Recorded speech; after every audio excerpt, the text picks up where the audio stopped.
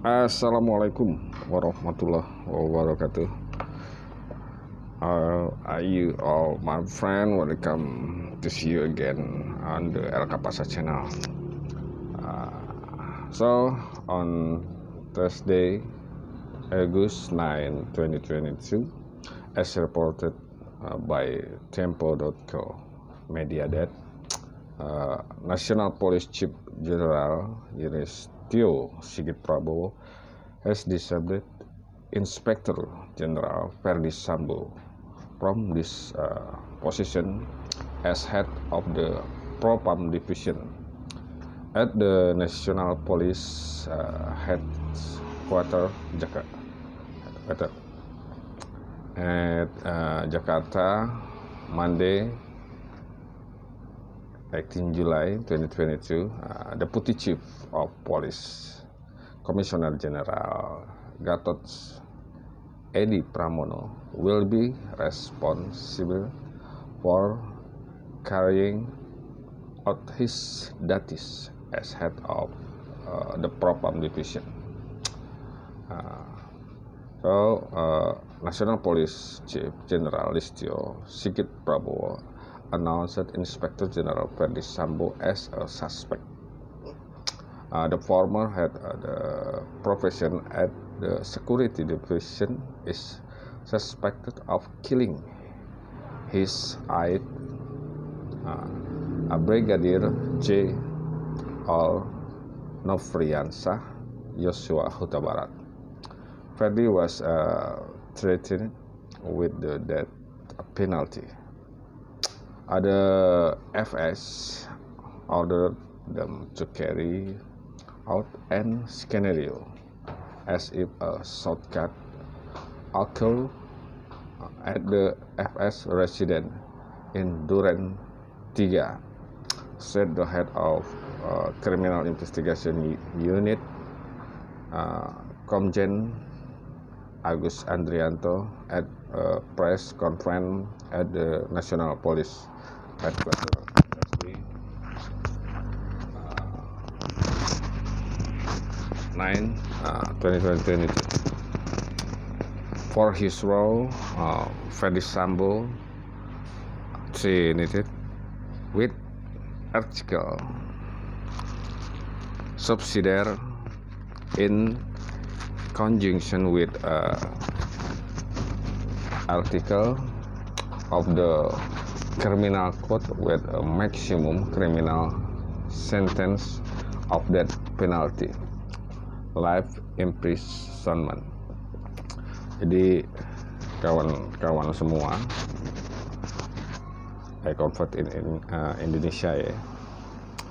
Kapolri, Kepala Kepolisian Republik Indonesia, Jenderal Listio Sigit Prabowo menonaktifkan Inspektur Jenderal atau Irjen Verdi Sambo dari jabatannya sebagai Kepala Divisi Propam di Mabes Polri Jakarta pada Senin 8 Juli 2002. Jadi Wakapolri Komisaris Jenderal Gatot Edi Pramono akan bertanggung jawab menjalankan tugas sebagai Kepala Divisi Propam. Ini seperti yang dilansir dari ini ya, Tempo.co pada 9 Agustus 2022. Kapolri Listio Sigit Prabowo mengumumkan bahwa Inspektur Jenderal Verdi Sambo sebagai tersangka ya, kemarin pagi itu sangat dinantikan karena memang udah berminggu-minggu sudah bergulir luas, bahkan ini menjadi isu yang luar biasa viralnya dan mengalahkan banyak isu-isu lainnya karena institusi Polri lagi sorot ya. Banyak pihak yang menyuarakan agar kasus ini terungkap. Jadi ex Kepala Divisi Provisi dan Pengamanan tersebut, FS, diduga membunuh ajudannya yaitu Brigadir J atau Nofriansah Yosua Huta Barat, dan salah satu pasal yang bakal dikenakan kepada Irjen Verdi Sambo ini salah satunya adalah hukuman mati, gawat dan hukuman mati ya. Ini ya habisnya penghilangan nyawa orang karena diduga ada kena pasal juga 340 yaitu pembunuhan berencana. Jadi FS ini menyuruh melakukan dan menskenario seolah terjadi tembak menembak di kediaman FS di Duren 3, kata Kabareskrim Komisaris Jenderal atau Komjen Agus Andrianto dalam konferensi pers di Mabes Polri pada Selasa 9 Agustus 2022. Atas perannya tersebut, Ferdy Sambo diancam dengan pasal 340 subsidiar pasal 338 junto pasal 55 dan pasal 56 KUHP dengan hukuman pidana maksimal hukuman mati atau penjara seumur hidup dan 20 tahun penjara. Ya. Jadi sebelumnya Kapolri mengumumkan status Ferdy memang sebagai tersangka. Kata Kapolri tadi pagi dilaksanakan gelar perkara dan tim sus telah memutuskan untuk menetapkan saudara SF sebagai tersangka. Terkait pasal apa yang disangkakan nanti akan dijelaskan secara khusus oleh Pak Kabareskrim dan beberapa hal akan dijelaskan oleh Pak Irwasum, kata Kapolri dalam konferensi pers di Mabes Polri Selasa 9 Agustus 2022, karena dilansir dari tempo.co ya. Jadi para jenderal yang mendampingi konferensi pers pada malam ini antara lain yaitu Wakapolri, Komisaris Jenderal Gatot Edi Pramono, Irwasum Agung Budi Marioto, Kabareskrim Komisaris Jenderal Agus Andrianto, Kaba Intelkam Komisaris Jenderal Ahmad Doviri,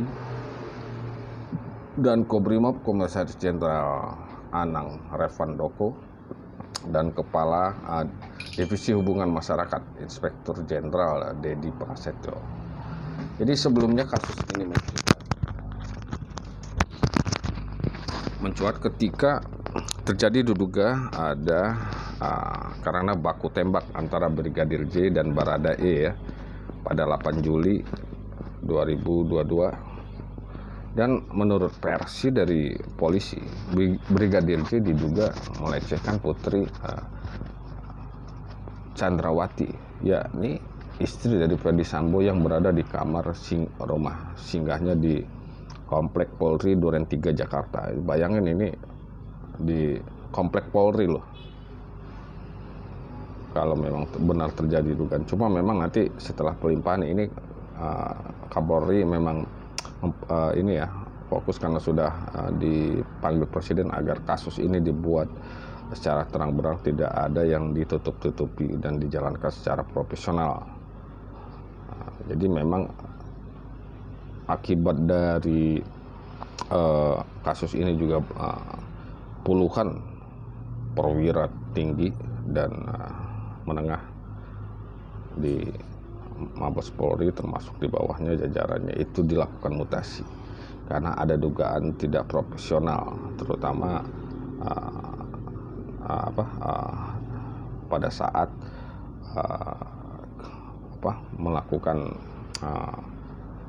penyelidikan di TKP karena diduga ada ketidaksesuaian berdasarkan hasil dari tim khusus yang melakukan penyelidikan dengan tim yang sebelumnya, sehingga dampaknya itu mereka dianggap melanggar kode etik, ya kan, dilanggar kode etik.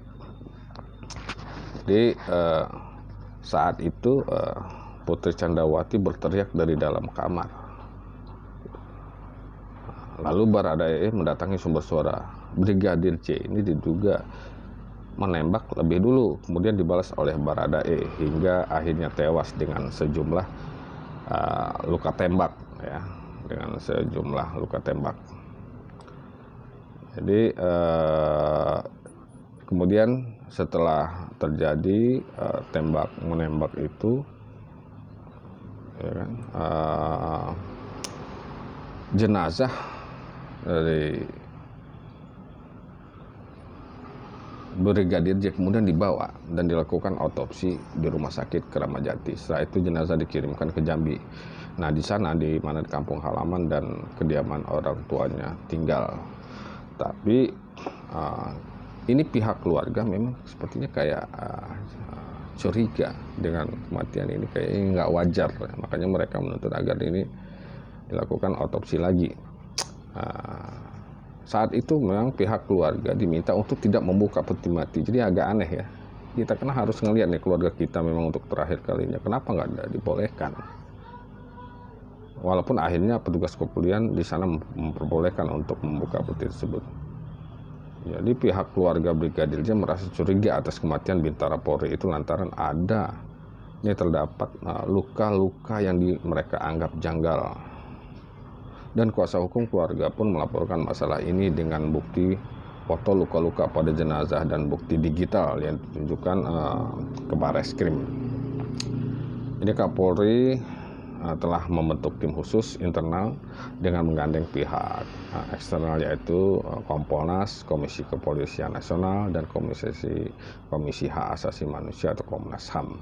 Nah, dua lembaga itu saat ini sedang ikut mengawal kasus ini, seperti meminta keterangan pada pihak-pihak yang terkait dalam kejadian dan kasus ini.